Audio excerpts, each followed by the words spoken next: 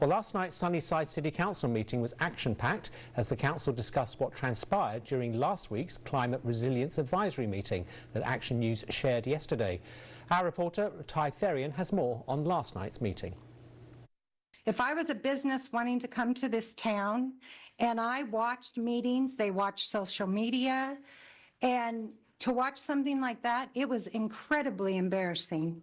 This was the reaction of many Sunnyside residents after seeing a video of the recent climate resilience meeting, which ended after 10 minutes when committee members would not stop arguing or follow decorum. The chair of the committee, Deputy Mayor Hart, spoke on what transpired. There was already somebody talking. He wouldn't wait his turn. He continued to be abusive. He was abusive after we told him to stop. He was abusive even after we decided to adjourn the meeting.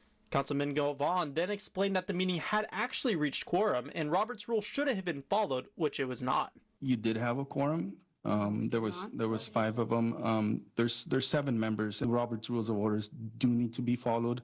If there isn't a quorum, then you need to adjourn, like Mr. Dolan says. But at the time, you did have a quorum. Hart then asked for Gartrell's removal.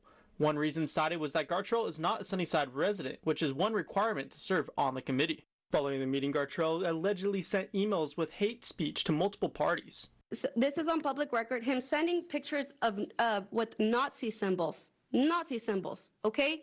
Also saying grow some to other committee members, and also saying sit at the corner like the dog you are. Council members also brought into question Maria Fernandez, another committee member who is not a Sunnyside resident. So for me, I think it just needs to be fair all around. She is not a resident here. Councilwoman Vasquez cited an incident where she felt unsafe due to actions taken by Fernandez. Once I was followed to my car, I didn't engage, and I was still followed to my car, literally quite to the very front of my car. Then I get in my car, I did not feel safe, and I look and everyone's laughing at me. Despite Vasquez's complaints, some council members found that Fernandez's actions were not as severe compared to Gartrell's. She hasn't been making inappropriate references or sexual innuendos. She also hasn't put her hands on any other committee member. The discussion ended with Gartrell being removed by the committee by a 7-0 vote, while Fernandez stayed by a 4-3 vote. Reporting for Action News, I'm Ty Therian.